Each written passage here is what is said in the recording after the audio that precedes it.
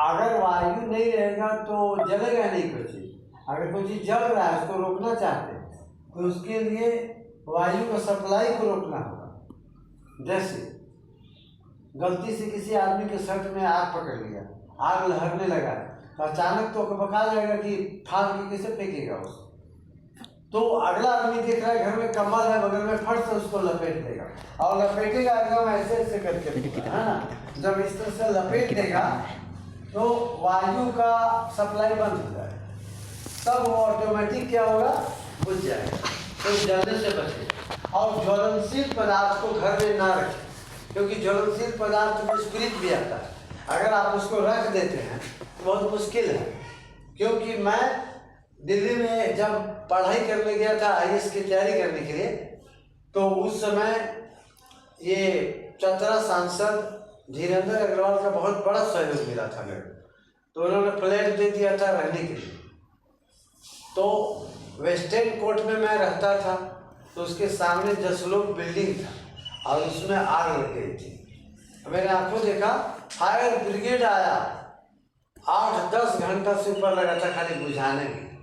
सोच लीजिए, आप तो किताबों में पढ़ते हैं, मैंने प्रत्यक्ष देखा है, ठीक है ना।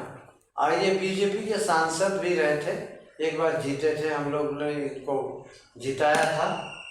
दहन के प्रकार कई तरह के, एक होता है तीव्र दहन, एक होता है स्वतः दहन।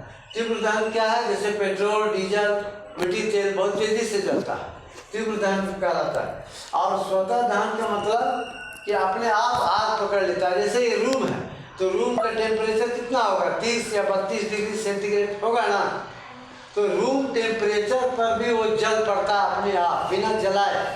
जैसे फास्फोरस है, फास्फोरस होता है ना, तो फास्फोरस हड्डी कैसे बनता है, कैल्शियम और फास्फोरस के मिलने से।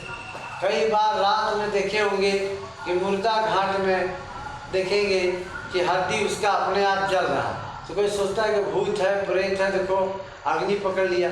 वो सब बात नहीं है, और बात वहाँ दूसरा है, फास्फोरस है उसमें हड्डी के साथ, और हवा के संपर्क में आने से वो अपने आप जलने लगता है, समझ रहे हैं ना।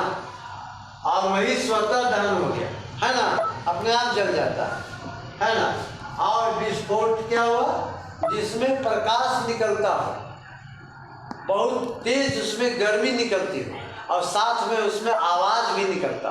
जैसे पटाखा को फोड़िए, फोड़ते हैं तो क्या निकलता है, रोशनी निकलता है ना, और गर्मी रहता है कि नहीं इसमें। इसीलिए पटाखा को हाथ में ऐसे नहीं फोड़ना चाहिए। बहुत बच्चे बहादुर बनते हैं, भारत के बच्चे बहुत से बहादुर हैं, ये हाथ में फोड़ के दिखाते हैं, हाथ को फाड़ देगा, कई टुकड़ों में बदल देगा, समझ में आ गया। इसलिए ऐसी गलती मत कीजिएगा। साइंस के टीचर होने के नाते आपको सिखा दे रहा हूँ।